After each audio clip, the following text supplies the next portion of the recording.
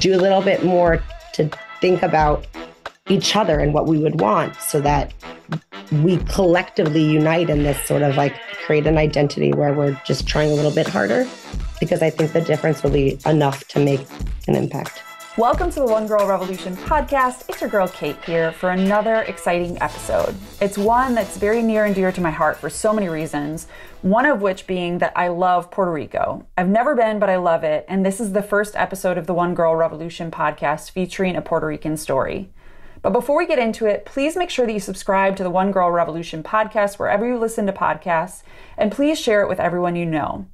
Make sure that you're following us on social media, Facebook, Twitter, and Instagram, YouTube, and TikTok. There are so many exciting things happening here, and you don't want to miss a thing.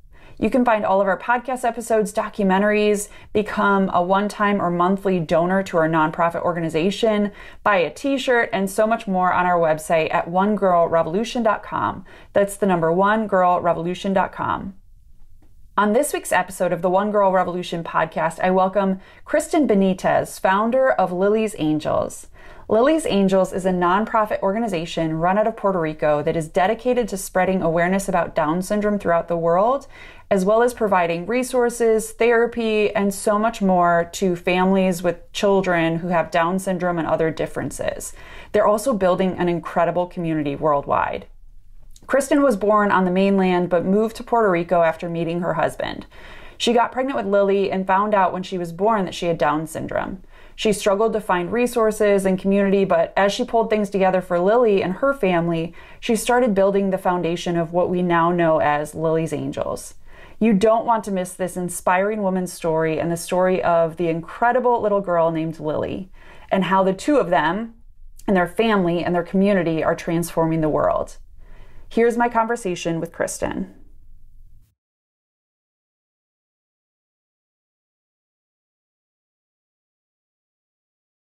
Kristen, welcome to the One Girl Revolution podcast. Hi, thank you so much for inviting me. I'm very, very excited to be here today. I'm so excited to have you on. You're actually the first person that I've ever had from Puerto Rico or in Puerto Rico on the podcast. I know you're not originally from Puerto Rico, but you live in Puerto Rico. I can represent though. Yeah. 12 years later, it's home for sure. You hold your own. So I have so much that I want to talk to you about with Lily's Angels and all the great work that you're doing and your own story and your daughter. And there's so much to unpack. But yesterday you and your daughter got invited to a really special event at the governor's mansion in Puerto Rico. Yes. What was that like? So Lily's Angels is a nonprofit I started 11 years ago in conjunction with my husband, of course, my co-founder. We live in Guaynabo, right outside of San Juan. So basically, right from the day Lily was born, I didn't know that she was going to have Down syndrome. So the surprise at having her being diagnosed with Down at birth, but yet holding her at the same time, allowed me, and probably a million other factors, to sort of just jump right into kind of a focus on what can I do for my daughter to make things better. So from the day we began, this journey as a mom and through the foundation, the most important foundational principle, or the most important end goal for us, was that Lily had a community that she was included in and she was engaged in the world. So this mission of inclusion and awareness about disabilities and people, not just Down syndrome, but sort of the most vulnerable populations, has been a driver since day one. Over time, I've, created built up a network and a presence in the local community. And that's evolved into different campaigns since March 21st, yesterday's World Down Syndrome Day. In this government, in this administration with this governor, Lity, we are third years consecutively doing a inclusion campaign. So this involves system-wide changes that with the leadership of the governor, in conjunction with the foundation, we have different different activities. For example, we are hosted for World Down Syndrome Day, just celebrating and bringing attention to what Down syndrome is and breaking the barriers in terms of stigmas and reducing stigmas and so forth by being there and being accepted and celebrated. But more than that, those initiatives are wonderful. They bring light, but I don't want to be mean, but it's not enough. It's not enough for me to feel my daughter's going to have a better world because we showed up one place one day. So this campaign has more teeth. I really worked in particular last year. We really worked hand in hand for about a month to put together what the goals of the inclusion campaign were. So part of this, of course, is the celebration with the governor, with his team, but it goes beyond that. In addition to being received in Fortaleza, Lily's Angels offered a talleres workshops for the the Puerto Rico Department of Education that we had the governor announced that we were going to have a MOU, a collaboration with under his initiation through Lily's Angels and the Department of Ed. And these were disability inclusion educational workshops that were targeted for the teachers, support staff, even it's called the transdisciplinary team on the island. So we launched that yesterday as well. And we had a 2.5-hour workshop in which we covered everything from social inclusion, different techniques and instructional practices to put into the classroom across all grade levels, elementary, middle, and high school. So each of those events yesterday are very valuable for different one. It's just like, I have to share with you a video that the Fortaleza made, the governor's office made for of Lily, and as well as another group with Down syndrome that were present yesterday. It's very powerful. It's a tearjerker because it's very symbolic to see that it's not just me. It's not just, one person, that we've actually made a difference. We've been able to have this term inclusion have meaning and sustainability, but likewise being able to present and offer services that are that have more direct impact, for the teachers and so forth. But there's 20,000 teachers on the island, and there's about 300,000 students. So they're all going to have access to the materials that we provided yesterday. So both of them were really special for me. That's amazing. That's amazing. And community is so important. And I think that even days like yesterday, World Down Syndrome Day, are so important because it shines a light on things that on topics or issues and communities of people. That's why I even love Women's History Month, because it's like any opportunity to celebrate women and tell stories of women is great, but it doesn't do enough. We need to keep every day should be World Down Syndrome Day, and we should be celebrating the lives of people, of our children, and like in your case, and people in our community, and telling their stories. And we all can do something for people. And no matter we've had a lot of people on the podcast about homelessness and the crisis there, or human trafficking. There are so many different ways that we can make a difference, and so many different topics. And I think that it's great what you guys are doing. But you know what? To piggyback on what you're saying, that's exactly right. So, I have 4 kids, one of which has a disability, only Lily does. And then Lily's 10 going on 11, and the twins are 9.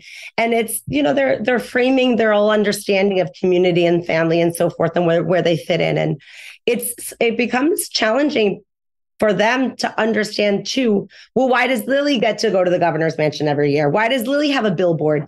But then, I said to the kids when I was driving the twins to school this morning, they are very proud of her, but I want you to see, because we had a little birthday party at home the other day for Lily. She doesn't have many friends. The reality of her life isn't a celebration one day that looks good. The reality of life, it's riddled with challenges. And so, every day we need to do a little bit more. And this sort of the inclusion campaign, of course, yesterday's Down Syndrome Day, the foundation represents, individuals with disabilities, developmental, intellectual disabilities. But really, there's some fundamental principles, right? That there's a cord that runs through all of the vulnerable and marginalized communities. And that lack of sort of a commonality or community engagement or understanding is usually the biggest barrier, because if you can't make any changes or move forward, if there's no starting point, there's no dialogue. And so hopefully sort of the principles that we're championing will dissect, that's actually the strategic goals, as we start now with this campaign of inclusion that has this disability focused, not just for Down syndrome, but then we move on to the other marginalized communities.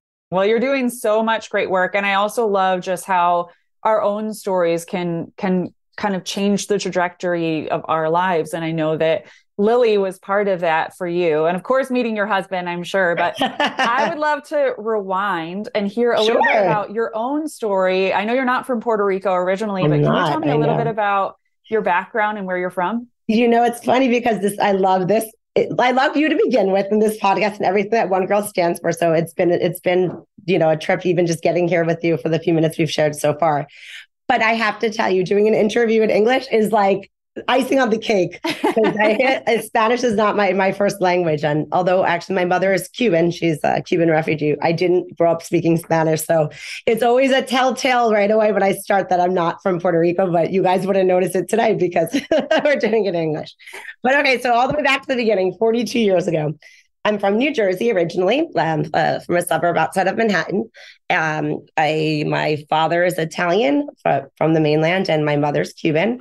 I grew up basically in a tight family, very family knit. You know, I think I was from my childhood. I spent a lot of time with my maternal grandparents. So the Cuban, sorry, mom and dad or dad, the Cuban culture has kind of primarily defined me and my kind of outlook on, I mean, of course, American, but in terms of my family culture, how I understand where my role with my family, understand my relationship to the community. Certainly, my mother was very rigid about academics, so we studied a lot. So I grew up in New Jersey, and I have an older brother and a younger sister. And then I went to college. I went to Johns Hopkins for college. I was only allowed to go 4 hours away by car. So I applied, and I'm very happy I went to Hopkins. It was great for me. But so I went there, and I studied I have an international studies background and Latin American studies. So initially I was on the train of becoming a lawyer. I wanted to actually work for improving U.S. relationships with Cuba. That totally took a pivot. My sister has an autoimmune disease, dermatomyositis it's called, and she got, very, very sick. She had septic shock. And I was a sophomore at Hopkins in the world of, medicine. Really, and it dawned on me like, wow, I really don't have a clue about how medicine and health and science. And so I shifted my focus into pre-med. So I started med school in Chicago, and I was MD, PhD. And before I started, I took this crazy trip to Puerto Rico with 2 girlfriends because we're on a budget and you didn't need a passport and it's US currency. And lo and behold, the first place, like we went to Old San Juan, me and my 2 girlfriends, and my friends laughs at me because she says it's very New York of me. We were, the hostess sat us like right in a round top high table that was directly behind the entrance door. So I'm like, no way am I going to sit there. I want to be like enjoying myself. So we got sent to the bar downstairs. It's the restaurant called Dragonfly that has since closed. But so as soon as the 3 single girls, on spring break went down to the bar, Pip and his friends were like, shh. And from that moment, I don't know, like how many, 17 years ago, we kind of connected. And I had always, you went back to Chicago and so forth, but we did long distance. And I just kind of had a calling to end that brought me here. And I guess, and it's serendipitous, actually. I'm working through this process, actually, as we're talking. In undergrad, I did research at Kennedy Krieger, which is a division of Johns Hopkins Hospital, on Down syndrome.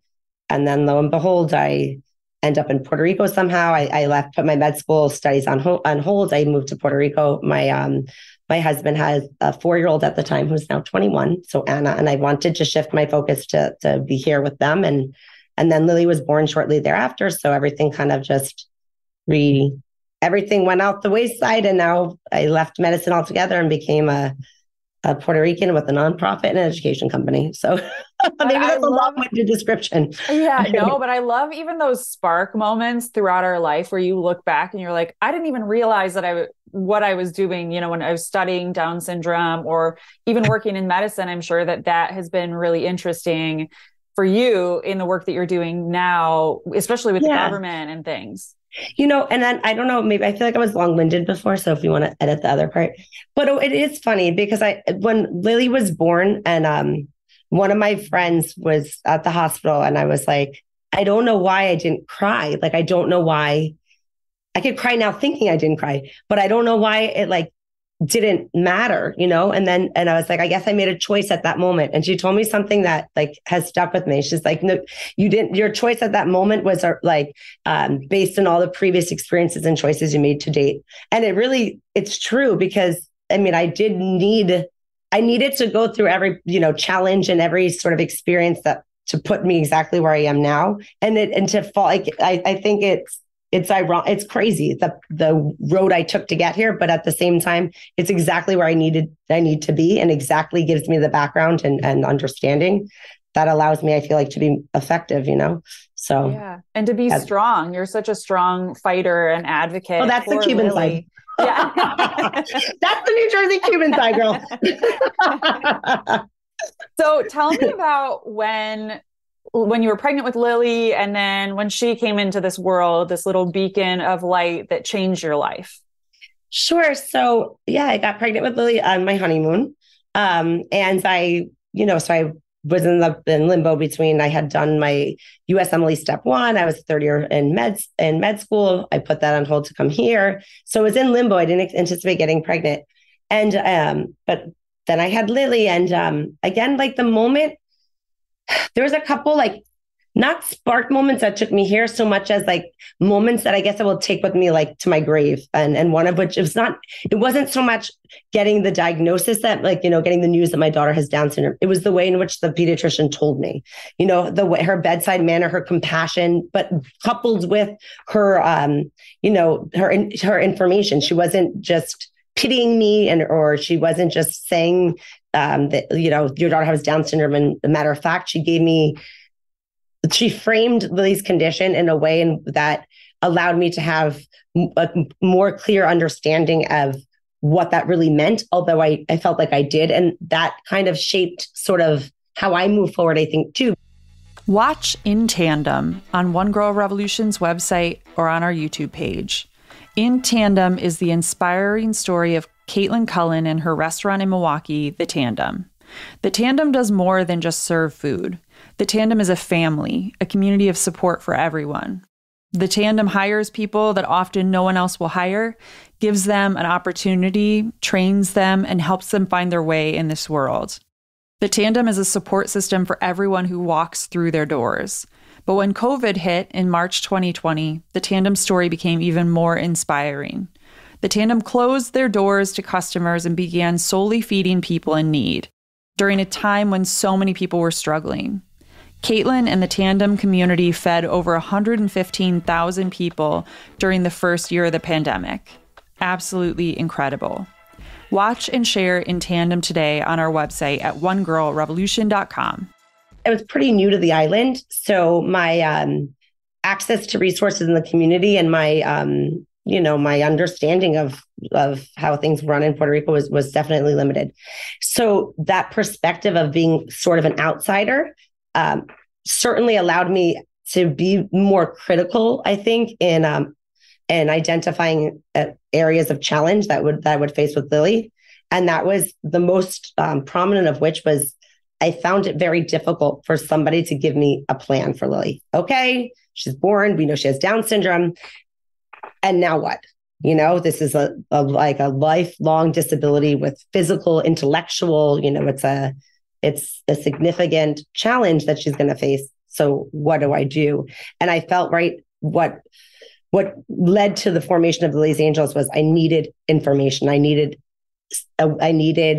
knowledge, and then I needed a plan, because I went by being active and moving forward, I think, is cathartic. So actually, that lack of accessibility to resources here, since then I understand the need is different on the island because of, it's a territory. But I left Puerto Rico to take Lily when she was 5 months old to New York. And then she was evaluated in Manhattan. And I came up with a therapy treatment plan, and then which was based in like literature and evidence and so forth and best practices.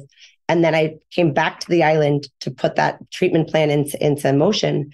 And I was met with a lot of resistance. And so that discrepancy was too much for me, I think, to let go. Lily needed, let's say, 12 therapies a week.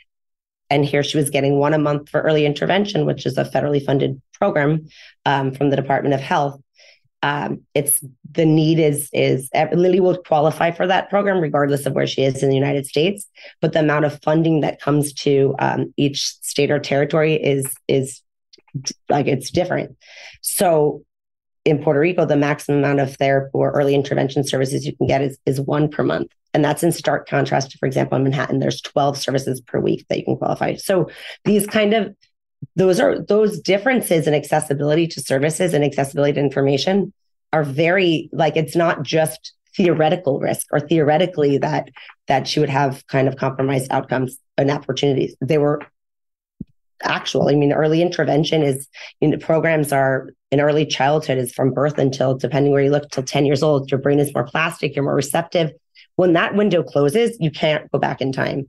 So any intervention that you do during that time frame, the impact is exponential. So that discrepancy between accessibility to information and the accessibility to resources that are evidence-based, that are common practices, led me to say, you know what, I got to do more. And so that's how we started Lily's Angels, and how Lily has, become it changed my life. Yeah, that's such an important thing to think about, though, the discrepancies between different areas, right? We talk about even different zip codes. Like if you're in whatever, I live in Detroit.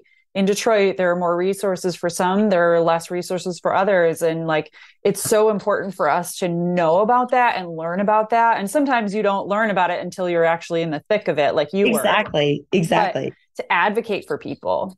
What was your experience when Lily was born? What was your experience with your family and friends and the community or culture? I'm always curious what people said to you or kind of how you felt and what you went through. So it's interesting because there is certainly, and I lived in Chicago, I mentioned to you earlier. So, within the mainland, there's regional, like identities, Midwest versus New York and so forth. So similarly, Puerto Rico has a different cultural identity. It's just even that sort of distinction is even more pronounced because of the history of being a Spanish territory. So that, the Hispanic culture is sort of the definer rather than the American culture in large part. And that definitely has a huge difference in terms of community acceptance, let's say. Here in the island, it's been a more positive experience compared with my experience with Lily socially and so forth in the mainland. Here, I guess, people are much kind of more friendly. People are like, it's slow island life. When I was pregnant with Lily, nobody was like ashamed to touch my belly and talk to me. Like there's no boundaries. And so that's sort of like one big family kind of community identity, I guess, is definitely is a bonus because Lily is starting sort of in like a more supportive environment. But the kind of the sad part is just the resources being an island, and the having less funds, having the geographic distance between the mainland, having a lot of natural disasters and so forth that end up creating like, we have maybe a better starting point in certain respects, but then the end results are definitely more complicated. Yeah, that's what I know from people from Puerto Rico or who've lived in Puerto Rico. And through the years, I have a lot of friends who are either from there or lived there for a time. And they always talk about the community aspect where it's like very supportive for the most part. There are not as many resources. And it's almost like, well, we have to stick together. We have to just be a family together. And especially with the natural disasters that have happened, I know that that's a lot of people's experiences. They were like, all right, we have to get through this together and stick together and do what we can to help one another. And I wish we saw more of that in the world, not just, the mainland compared to Puerto Rico, but all over the world, that we did whatever we could to support our own communities and people around us. Yeah, for sure. So you start, pulling together resources, doing things for Lily, and fighting for her and really like being an advocate for her. And you start putting things together and you realize that you want to start an organization. What was that spark moment? When were you like, I'm onto something. There really needs to be an organization that can support other people. Talk to me about that. So, I was relatively new to the island. I definitely was not planning on, not finishing my graduate studies. And so, I was alone in terms of I didn't have my family that I grew up with. I did have my friends that, I was from childhood and from, my college and so forth. So I think that context where I had a very significant need I identified a treatment plan in the States. I had like, this is the Bible. Okay. But I could not find somebody to actually put that into practice. I guess if you need to like get up every morning and drink water, but then you turn the faucet and the water never comes out or something. I mean, this is a terrible analogy, but it's right there and it's so simple and you know exactly what you need to do, but you just can't do it. That drove me crazy because I couldn't understand. That wasn't good enough for me. So I needed to be able to say, if this is what we need to do, this is what Lily needs, I need to find a way to provide it. And so I essentially ended up creating a program inadvertently because I did give Lily the services, like the early intervention services that were recommended from her physician in New York. But that meant I went to various clinics, another foundation that's on the island that serves individuals with Down syndrome. I had her enrolled with the government early intervention program. I had private services. So it was emuhume, it's in Spanish. It was like a bit of everything, a mess. So I started with the premise of we need to have more awareness so that we can help. We need to have a better common ground. It needs to be informed. And with the foundation that Lily was receiving services, it's called Fundación Puertorriqueña Síndrome Down, the Puerto Rico Down Syndrome Foundation. They were already up and running. And so they had services to a certain extent. And what I did initially was provide sort of a scholarship program to individuals and kids that were already there. So I didn't reinvent the wheel. And then I just allowed the services to meet, so basically to increase accessibility to match at least 80% of the recommended amount of therapies and so forth, by way of reducing the barrier to entry. So reducing the cost, reducing I took away the challenges that would prevent kids from being able to receive therapies, and cost is a huge one of those, but also having the therapist on board too. That worked for a while in terms of, I felt we were accomplishing something. Okay, we had measurable differences. This is 10 years ago now. So I would say probably we gave, 15 kids, probably at lo menos 5 therapies a week. So that's like 60 or so that we funded. But I started to become much more like rigid about keeping the cultural and contextual appropriate context of the services and that with the situation with Down syndrome, but not falling short and not being like lazy about doing our best to implement best practices, evidence-based, so that these kids really do have that accessible opportunities. And so that evolved essentially into us creating our own clinic. So we kind of branched out and we started a therapy clinic on our own. And then that's where we are today. Yeah. Well, I love it because so often we're going through on our own journeys, and it's like, why should everybody have to recreate the wheel? Why don't I just do it and start something where we can help everybody? Talk to me about Lily's Angels now. I know that it's changed a lot since Lily was born in the early years. What is Lily's Angels and what do you do? Okay. So we've kept, consistently, initially, we always do community-based activities that promote inclusion. That sort of like we talked about what that we did not just yesterday, but we've been doing these not through the last 3 consecutive years with this government, but also beforehand. We've really been doing this now that can wide scale island-wide based inclusion activities.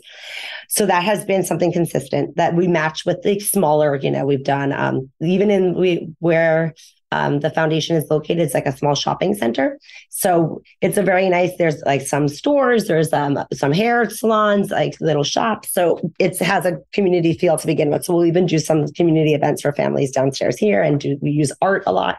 So that idea of involving the community and not in promotion of inclusion in a way that's supportive for everybody, because giving everybody an opportunity, not just to enhance, the outcomes and experiences for kids like Lily, but the community as a whole, because it has to be 2 ways. So that has been, ongoing, and that something that we do at least a few times a year. Aside from that, the other services and programs we've offered have evolved like organically, and certainly because of either other families that have participated and, are a part of the foundation, identifying the need for things that just prompts me into action, or my own experience with this cause. So at this time we have a clinic, a therapy clinic. We have a contract with the Department of Education, so our providers provide the services in the Department of Education if they have an eligible IEP. Then with services that are considered support services, then they will be reimbursed that. So that's been super cool. We do a lot of education activities now because we have a sister company that's called All Access Academics that focuses on early childhood, not just special education, but also we do literacy and social emotional development, but that kind of goes hand in hand. So we've tied a lot of education, for example, infographics for how to work with the community to improve understanding, making even simple things like through Lily's Angels, we'll create like a routine chart that is, it's helpful in the home, but it's basically, it's called PECS, picture exchange communication. So it's using like visual cues to be able to create like support language and literacy development, but also in a way that's developmentally appropriate to kids. So we've kind of focused on from day one, the inclusion activities and engaging the community in a supportive way. Then we've done the therapy services that we've been able to expand to have the contract with the government. And then now we are kind of overlapping the education realm. Yesterday, actually, in conjunction with an initiative through the governor's office and in collaboration with the Puerto Rico Department of Education, we offered a workshop that was for every grade level of the public school teachers, so pre-K through 12th grade. There's 20,000 teachers. It wasn't just teachers, it was school directors, psychologists. I think we had some social workers. And we did like a crash course, one-on-one, 101 disability inclusion class. And so we gave some teaching strategies that they can implement, whether it's in gen ed or special ed. And we have some resources and so forth. So that we've now kind of evolved into including the education part as well. Because, it's actually responsive to not just the need that other, like our community has identified. It's my own need as a mom. When Lily was really small, she wasn't in school. So sort of the educational world wasn't relevant to me. What was therapy and early intervention. Now she's going to be 11, and the school issue is excessively problematic. It's very, very difficult identifying a school, having the resources. And so essentially that's why I started the education company, but so that's where we are now. Well, even finding a teacher, I know my brother has a type of autism, and it was like a similar thing where my mom was constantly figuring out what's the best school, who's the best teacher. Then as you get older in middle school, high school, then it's like, oh, you have numerous teachers and numerous things that you're balancing and trying to figure out, what's best for your kid. And so building out it's a multifaceted approach to Down syndrome, what you're doing, which is amazing. And it's kind of within the school environment, but also within like this one kid in a bunch of different worlds, the school community, the home community, the community. So those worlds have to overlap and sort of like we need to have more cohesion. But to be honest, I would say not a spark moment. I don't know if I have to figure out if I can phrase this to be a spark moment, but the impact of the Hurricane Maria was profound on the island. But I would say more than that, as a mom and as a, nonprofit, I don't know what I would call a nonprofit worker, but the COVID here, that impact has been pivotal in terms of, for better or for worse. For example, Lily was in an inclusion school. She was in a private school that she was an inclusion classroom, but she was home and she was trying to learn, here in Puerto Rico, when COVID began, just like in the mainland, the schools were closed at the end of this, in March of the first year. But the subsequent school year, for the entire year, most schools didn't open at all. So Lily had no place to go to school. My twins only had 2 weeks of school. So that reinforced, wow, how many hours a day are kids in school? Wow, like what are the school is academic, but there's also the emotional and social components. So that has highlighted a need that I guess I didn't previously identify, that she wasn't learning to the extent I was thinking that she was capable of. And actually now Lily's Angels, in conjunction with All Access Academics, will be opening a school for 4 students. And yeah. Awesome. When is that opening? August. We're like finishing our application for a school license. We already met with the Department of Ed and have gone through sort of the initial hoops and so forth. But since COVID, I realizing Lily wasn't learning at all.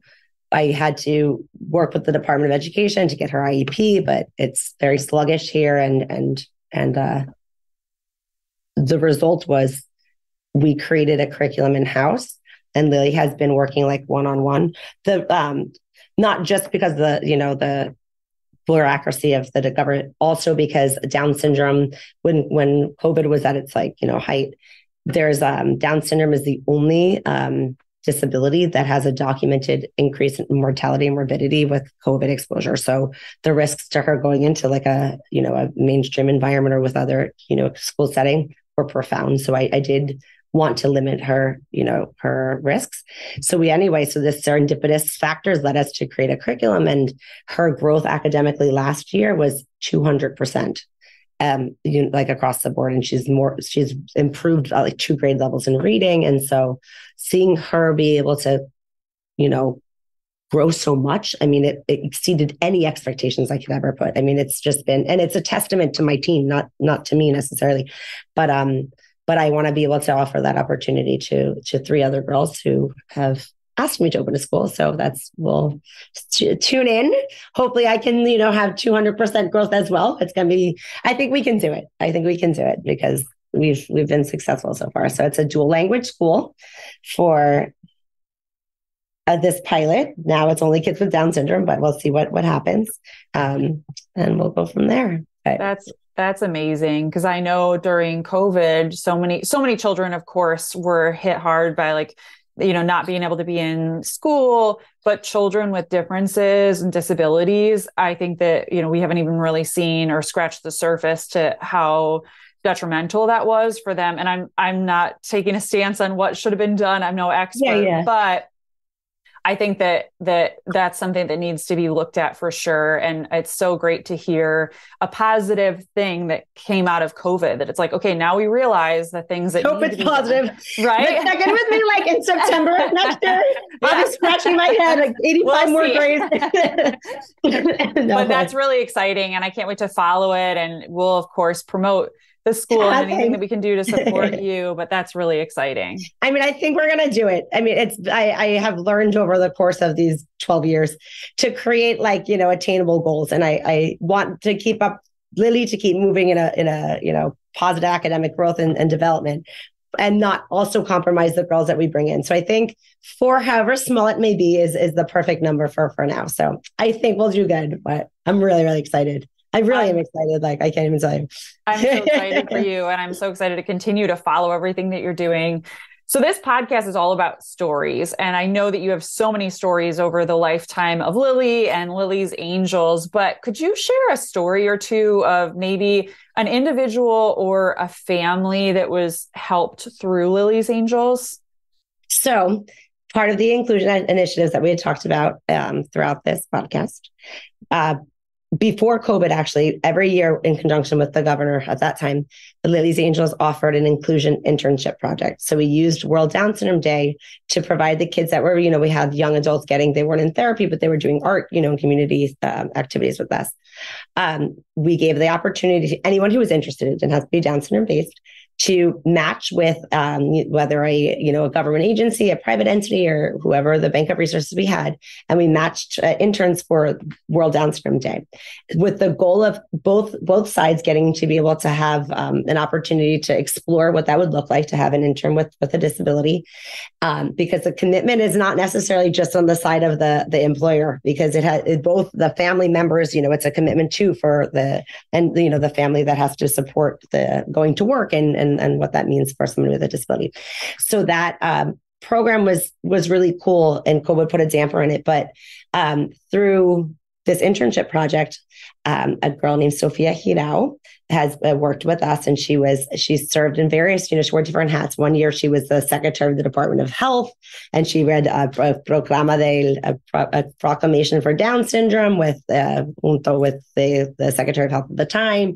She also we had a fashion show with one of the local fashion designers, and it was her goal to meet Lisa Capali is her name, because Lisa had studied in Parsons and lived in France, and her life would end well if she met Lisa. So not only did she meet Lisa, we did an inclusive fashion show where the whole inclusion, it's not just so Lily has a spotlight, it's so we all share in the spotlight. We all have the opportunity to participate. So Sophia walked the runway with the professional models in our group from the Lys Angels, and lo and behold, as a testament to, I guess, being able to have a starting point.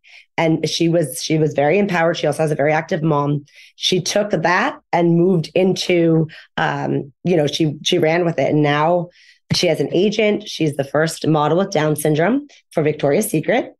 She's Puerto Rican, and she is like a leader in the community here. So promoting, breaking down barriers, and so I don't know what role, how we played 100%, but I know, having seen that, seen her life change over maybe 5 years, I don't think I could have ever expected that difference, to see somebody wanting just to do not even having enough of I don't know, like the goal was so simple, to meet somebody, forget about being in the fashion show. And now then she knocked down that barrier and went to the next one, and she's on TV here, and she's in New York Fashion Week, and she's the model with Down syndrome for Victoria's Secret. She has a podcast with a whole bunch of, not podcast, I'm sorry. She has like a social media following where she does little mini podcasts, I guess, but to see her transformation in a short amount of time is extremely rewarding. And it speaks to the testament of things like this, by bringing some awareness and the support, what people can do if just given the opportunity. So yeah, I'm proud exactly. of her. She's amazing. And actually, I just stumbled upon her story. I'd read about her before, but stumbled upon her story yesterday, of course, with World Down Syndrome Day. I was like looking up different stories, and that's amazing that connection. So yeah, she last year was with us in Fortaleza in the governor's office in the mansion.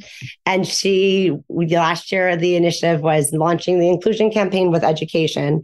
And we also did the Department of Health, got involved in, I'll share that in a second. But I can't remember what she read, but she was, she's very poised. I mean, her public appearance, whatever, it's fun. She's really gonna be a leader. And I have noticed, and I laugh because I'm sure it's coincidental, but of course, part of me thinks that I had something to do with this new movement of Down, because there was like a Gerber baby with Down syndrome a few years back. Now you see in Target commercials, I think even Gap, the Down syndrome has become more mainstream, and hopefully with, if it's for bad intention, just for good, for good, whatever, what is it? What are you saying in the corporate world, for optics? Whatever the case may be, I don't know what the driver is, but the reality is their presence is incorporated in almost a daily basis. And that is new. That movement is definitely, have you experienced that? Have you noticed that there's more of a presence in media? Definitely. And especially, but Down syndrome, but also so many other things, right? So, I think that those things, no matter if it's for optics, Disney princesses, exactly. Now there being differences. So it's not just, the blonde haired, blue eyed Disney princess, like there's diversity there, diversity in like Barbies, all the different things that, we grew up with. And it was like, okay, right. One type, American Girl dolls, right? Like I remember when Addie was like the first African-American doll, and I got so excited. Like that was the one that I wanted, and like, but so lucky my girls. Sister got one and I didn't. But she still has it. Children seeing someone like that's like, they're like me, or even the Academy Awards a couple of weeks ago, there was the guy, I think he's from Ireland, with Down syndrome, and he won the project that he was in, won an Academy Award, and everybody sang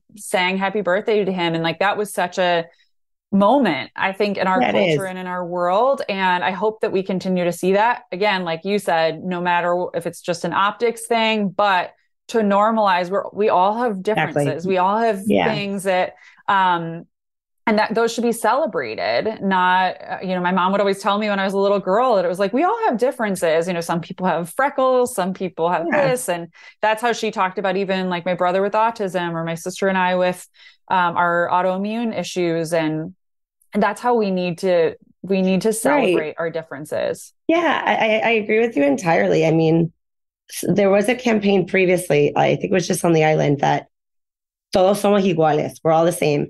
But it made me como que it struck a chord like, what? That, of course, I mean, really?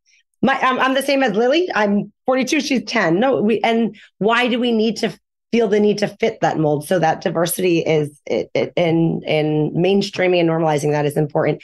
And that's supported by research. I mean, there's studies that show if like the importance of kids with like disabilities to be in like literature, to have books where because there's very limited resources for, where the someone in the story has a condition or even wears glasses or so forth, because that they engage more and they identify, like you were saying earlier, and it actually leads to like improved, statistically significant improvements in reading and even math. So it's important for how you feel, but it's actually important for how we develop as a community too. So yeah. Donate to One Girl Revolution's nonprofit organization to help us continue our work, highlighting inspiring women and girls that are changing the world through their lives, promoting their work and their organizations, and building a powerful and positive force out in the world dedicated to empowering women, their voices, and their stories. Donate at onegirlrevolution.com/donate. That's the number onegirlrevolution.com/donate. Can't wait to see where we go from here. But speaking of where we go from here, I know you're prospectively opening up the school, or you're opening up the school. And I know we are. We're doing it, God willing. We'll see where it goes from there. But where does Lily's Angels go from here in your dream of dream worlds over the next 5 or 10 years? So Lily's Angels, I'm doing the translation in my head. The State Council for Developmental Disabilities, which is part of, I'm appointed by the governors. I'm in my second term as a nonprofit. Like I lead the nonprofit community on the island, and I'm on this special ed committee. It's for the Department of Education, Special Education, and I'm in the same thing for the Department of Health, the Institute of Developmental Disabilities. So I have a lot of training in sort of like what is our role as a councilwoman and so forth, and in terms of what's the balance between advocating and lobbying. So with that in mind, I would like to continue advocating, and I see Lily's Angels continuing meeting the immediate needs. If there's a service that I could provide and it's otherwise not offered, and it's directly impactful, and it's, definitely going to bring a benefit, I'm going to continue to respond to those needs.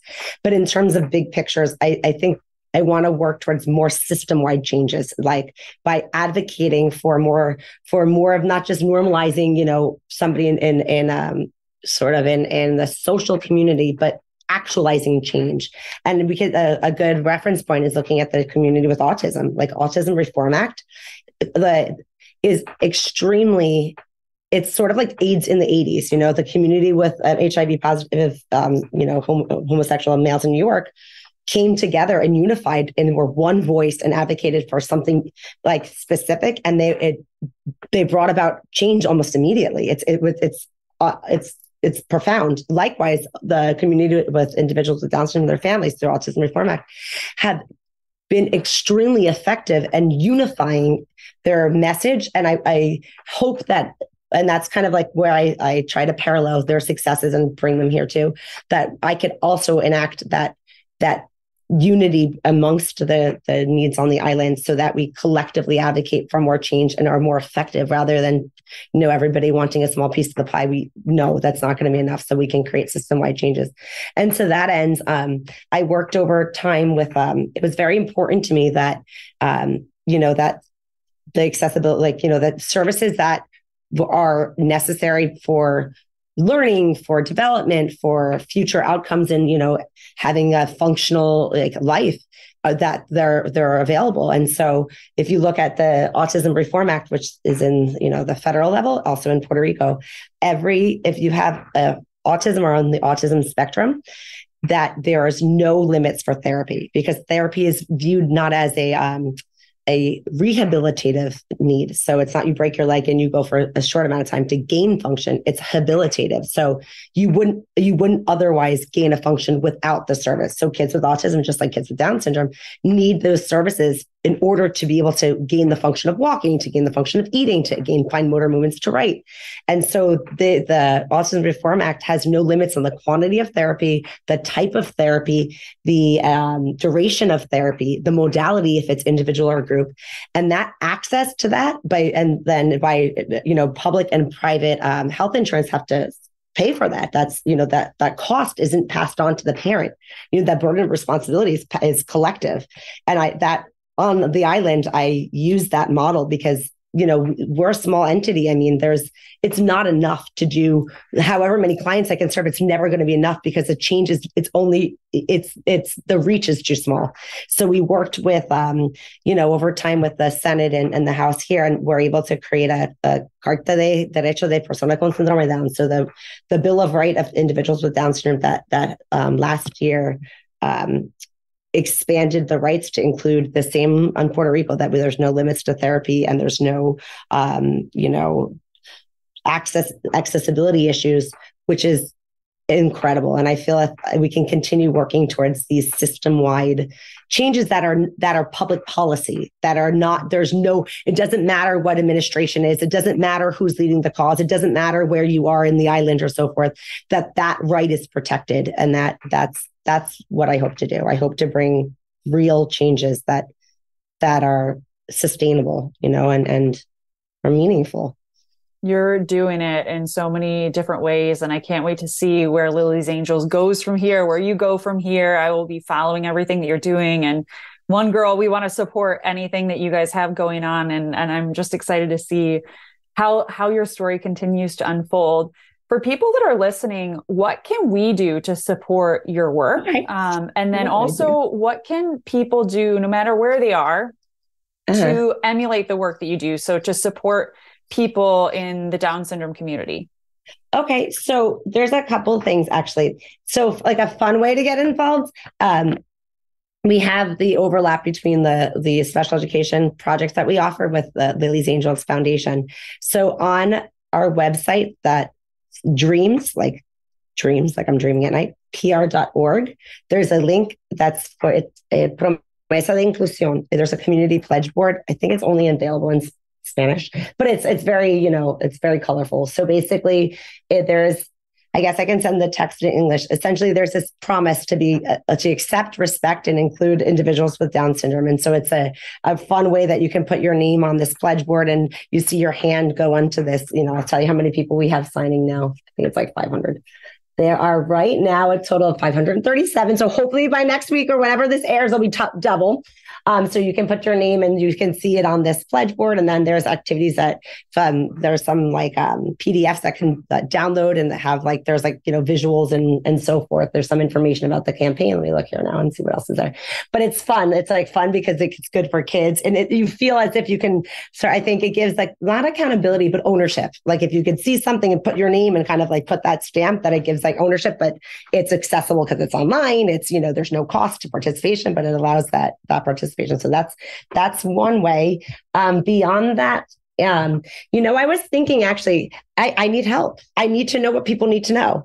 I've actually even thought maybe I need to do some more in a kind of informational posts. I don't know, because this is my day to day, and I'm so immersed in this world that it's so micro in a way, but I don't know necessarily, especially in the States, what are the challenges? I mean, what are the biggest issues so that I can appropriately respond? I mean, so I guess I need help, but you can follow us on social media because it's always good to have people following us. Our Facebook page is Lily's, and it's one L because Lily is like the flower. So LILYS Angels, org. I'll share the links. I'll post the links for all of the things that you're mentioning. I'll post the links in the show notes so people can easily find them. Yeah. So to find us and follow us, but I need help to help more. I want it to be not just my voice, and I would love, to the extent that that's possible, that anybody wants to share with us. That's why I think this podcast is so important. And that's why I wanted to have you on to share your own experience and to share some of Lily's story, but also your own story, your own journey, because it opens people's eyes and encourages people and also makes other people not feel so alone. Like I'm sure being a mother for all your kids, you could tell different stories about how it's difficult being, their mom, and like they're beautiful things, but it also can be so difficult, frustrating even to go through your experiences with Lily, that there aren't resources and you feel helpless, but really fighting and speaking up for her and advocating for her and for other children. And that's exactly why this podcast exists, to encourage other people too. Okay. I hope we do it. You do. I'll encourage everybody to follow you. I will put all your links to your social media in the show notes and all the links that you mentioned. What can people do to emulate your work? What can they do to support the Down syndrome community, or if they know a family that has a child with Down syndrome? So right now we're in the process of working with, I don't know if I can say her name. She's a doctorate in education who has a leader in the educational worlds for executive functions. And we're working to create a model of how to, like, for what you're saying. Okay. So we're doing something effective here. Now, well, what do we do in, Nebraska? What do we do in another sort of like, geographically isolated and marginalized community? So we're developing like a model that has sort of like, a framework by which that if you wanted to put into practice something that's effective in, your community, that there's kind of like a process by which to do that. So as soon as that's out there, I will share that. So there's online resources, but to be honest, it's like anything else. To be the most successful and to be the most, effective and to have the highest quality, you have to advocate. And so you have to be, if, it's usually the mother, it's sometimes the father, somebody in the child's life, or, from day one needs to be a voice and it has to be the strength and the pillar by which like the resources that are necessary are fought for, and the information, you can't give up. And I guess the take home message for me is I can't lose hope. I have to hope that I can't think that tomorrow might be worse or something can happen, or the life expectancy is like 40 something years. I have to just keep plugging, because if I get bogged down with like the what ifs and the hypotheticals, then I won't move forward. And that will end up happening, rather than believing in Lily and kind of like manifesting that. So actually, you can share all of my contact information. I've worked with moms and many times to sort of go as they're through pregnancy and through whatever the process is in their own, journey. But most importantly, it's being able to get the resources that are available through the government, linking in with either like a community organization or even reaching out to me. I love to talk and I love to help. And so I'm here 100%.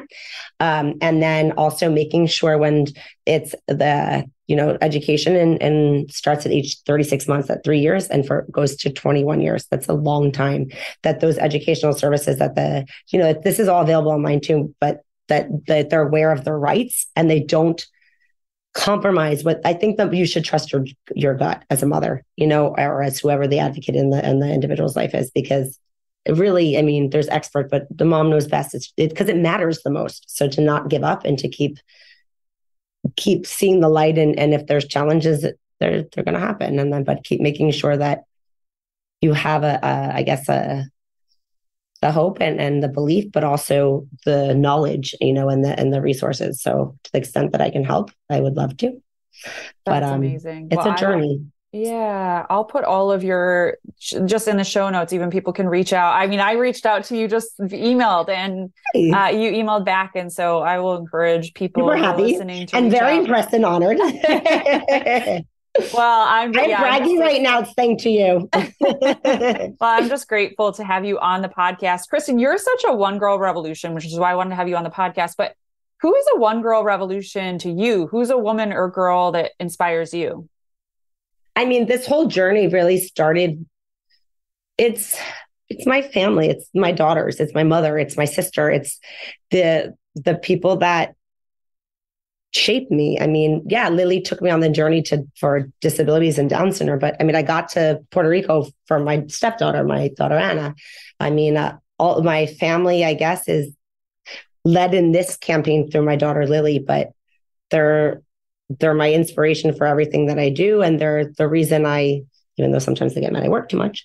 So the reason I fight, it's because I hope that for my daughters, that's I can do, make them a little bit closer to improving things for them, and to having this opportunities that we collect it, that we work as a team, to help and support one another, and that their future is a little bit brighter. So I'm sorry if I used too many, but I have 3 daughters, and all of them are my one girl revolution. And you too, really. You are an inspiration, and it's really special to be here. It's just so special to meet you via Zoom. I can't wait till we meet in person one day in, the mainland or in Puerto Rico. And I know that day is going to come. And I feel like there's a soul sister connection from the moment we got on this Zoom call. That's true. I can't wait to stay in touch with you and continue to support the work that you're doing. Like I said, I will put all the links that you mentioned in the show notes and social media links for people to follow what you're doing. And I always say that the free way to support any of the work that we highlight on the podcast is just to follow and share stuff on social media. So, and also it's just so important to educate the world, be educated ourselves and educate the world. And so I think just spreading the message of Lily's Angels and the work that you're doing will help other people too. So, Kristen, before I let you go, I always end this podcast on one question. So I'd like to ask you, if you could leave women and girls around the world with one message, what would it be?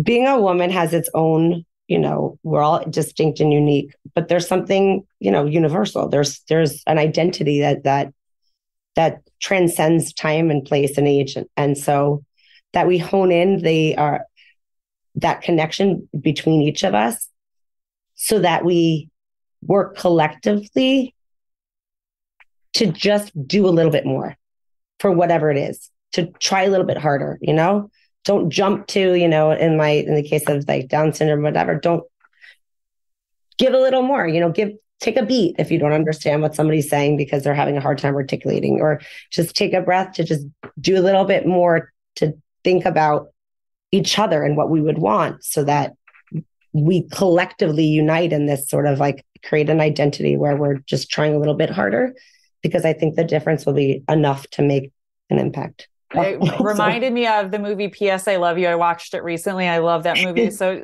I watched it so many times throughout the years, but the mom is like talking to the daughter and just talking about how we're all the same in our humanity. We're all the same in our struggles, and we're all the same in, maybe our journeys look different or we look different, but we're all the same in our humanity. And you're doing that work to highlight that in the world. And so, Kristen, I'm just so grateful to have you on the podcast. Thank you for being on, and thank you for all the great work that you do.